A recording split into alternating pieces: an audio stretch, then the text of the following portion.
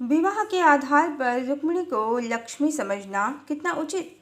Hello friends, हम सब जानते हैं भगवान श्री कृष्ण ने देवी राधा से विवाह न करके देवी रुक्मिणी से विवाह किया है और इसी विवाह के आधार पर कुछ अज्ञानी लोग देवी रुक्मिणी को लक्ष्मी समझ लेते हैं। पर यह पूर्णतया उनका मति भ्रम ही है, क्योंकि देवी सीता तो अवश्य ही लक्ष्मी है, क्योंकि वह भगवान राम की एकमात्र पत्नी है। पर देवी रुक्मिणी के साथ ऐसा नहीं है, क्योंकि देवी रुक्मिणी भगवान श्री कृष्ण की एकमात्र पत्नी नहीं है। अन्य 16,107 स्त्रियां भी श्री कृष्ण की पत्नियां हैं। श्री कृष्ण अवतार में भगवान ने पूरे 16,108 विवाह किए हैं और हम सब जानते हैं कि माता सीता तो सिर्फ एक ही हैं।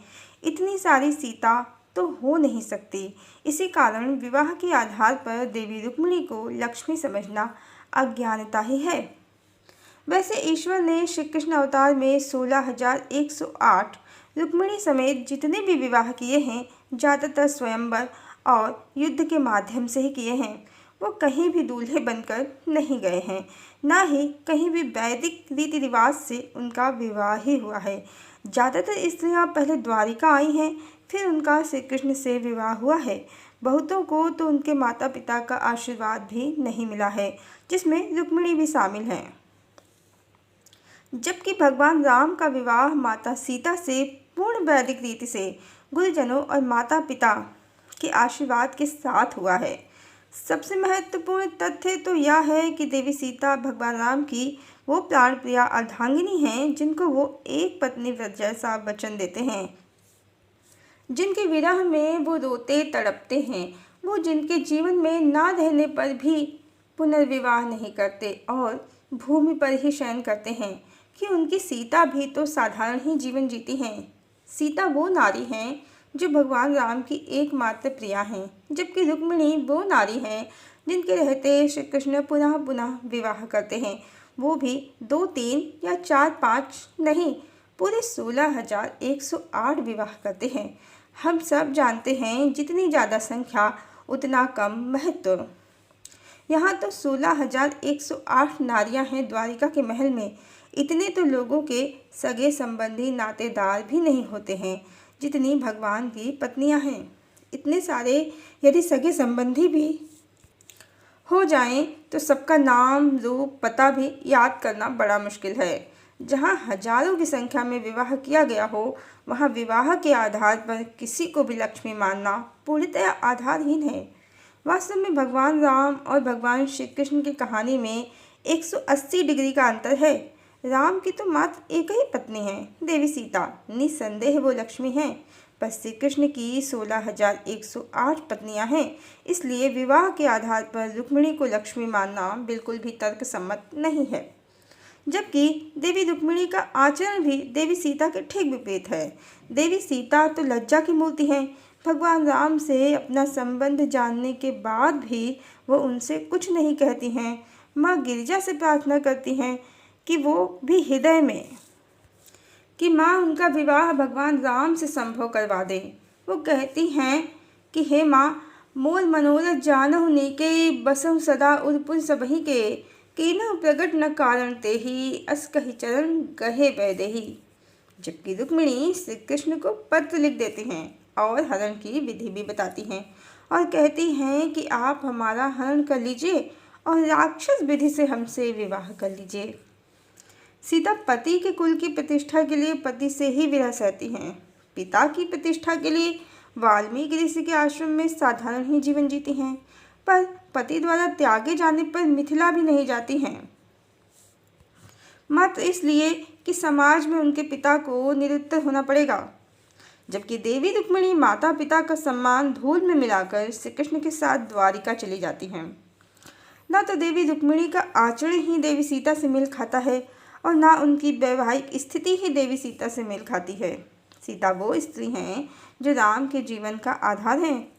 सीता स्वयंवर से लेकर सीता हरण और सीता परित्याग, राम की पूरी कहानी ही देवी सीता के इर्द गिर्द घूमती है। जबकि श्री कृष्ण के राजमहल में हजारों स्त्रियां हैं।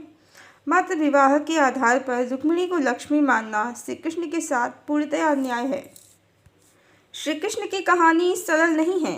इसका भेद भगवान राम के एक पत्नी व्रत के रहस्य में छुपा है। सीता जगदम्बा हैं, भगवान राम का अर्धांग हैं। इसी कारण उन्होंने सुपर्णखा से कहा कि मैं एकमात्र सीता को समर्पित हूँ। मैंने एक पत्नी व्रत लिया है, जिस पर सुपर्णखा कुपित हो गई थी। यदि देवी सीता के रहते ही उन्हें श्री कृष्ण अवतार में हजारों विवाह करने होते तो वह राम अवतार में ही कर सकते थे। राम को क्या आपत्ति थी? कारण, रहस्य और मन इतना ही है कि देवी सीता जगदम्बा हैं, लक्ष्मी हैं, भगवान विष्णु का अर्धांग हैं। जब उनके परिणय सूत्र में परम ब्रह्म भगवान विष्णु बंधेंगे तो उनके जीवन में कोई और स्त्री नहीं आएगी। यही एक पत्नी व्रत का मर्म है, भेद है, रहस्य है। और द्वापर में जब श्री कृष्ण अवतार हुआ है परम ब्रह्म भगवान विष्णु का, तो त्रेता युग की 16,108 जीवात्माओं के कारण जो राम पर आसक्त हो गई थीं, कर्म और इच्छा की गूढ़ गति के कारण श्री कृष्ण को इनसे विवाह करना पड़ा। इसी कारण देवी राधा जो सीता हैं, लक्ष्मी हैं, भगवान विष्णु का अर्धांग हैं, उनसे श्री कृष्ण को विरह सहना पड़ा और वो प्रेमिका बन गईं। क्योंकि यदि वो उनसे विवाह कर लेते तो ये 16,108 विवाह वो नहीं करते, क्योंकि राधा जगदम्बा हैं। उनके रहते भगवान राम की तरह वो दूसरा विवाह नहीं कर सकते थे। वो उनकी वास्तविक और सनातन पत्नी हैं। सबसे खूबसूरत बात श्री कृष्ण के रुक्मिणी समेत 16,108 विवाहों की ये है कि ये सभी विवाह विधिवत नहीं किए हैं भगवान ने। उन्होंने अधिकांश विवाह युद्ध, रक्तपात और अजब गजब तरीके से किए हैं। बारात तो कहीं निकली ही नहीं है। देवी रुक्मिणी का विवाह भी इसी तरह से हुआ है। अब जो जानते ही नहीं हैं कि माता सीता क्या है राम के लिए, वो रुक्मिणी को सीता समझ लेते हैं। वाल्मीकि रामायण में राम कहते हैं देवी सीता से कि आपके बिना तो मैं स्वर्ग भी नहीं जा सकता। वही श्री कृष्ण अवतार में जब भगवान धरती लोक त्यागते हैं तो रुक्मिणी समेत किसी को भी अपने साथ नहीं ले गए हैं। 16,108 इन सब स्त्रियों में से 16,108 इन सब स्त्रियों से पहले ही संसार त्याग दिया है उन्होंने। और जो द्वारिका नगरी इन स्त्रियों के सुख विलास के लिए बनाई थी, वह भी अपनी माया से समुद्र में डुबो दी।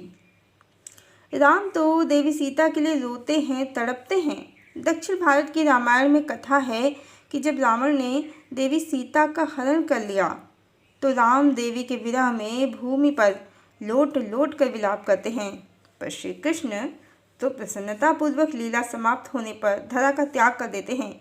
इनमें से किसी के लिए भी कोई शोक, कोई विलाप नहीं करते। द्वारिका अलग डुबो दी।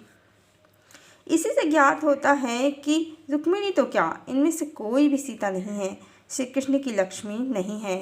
वैसे भी सीता तो एकमात्र राधा हैं, वही श्री कृष्ण की लक्ष्मी हैं। वो होती उनके जीवन में तो श्री कृष्ण की कहानी ही ऐसी नहीं होती, क्योंकि वो उनकी अर्धांगिनी हैं। वो उनको पूर्ण करती हैं। उनके रहते किसी और का क्या काम। हरिओम।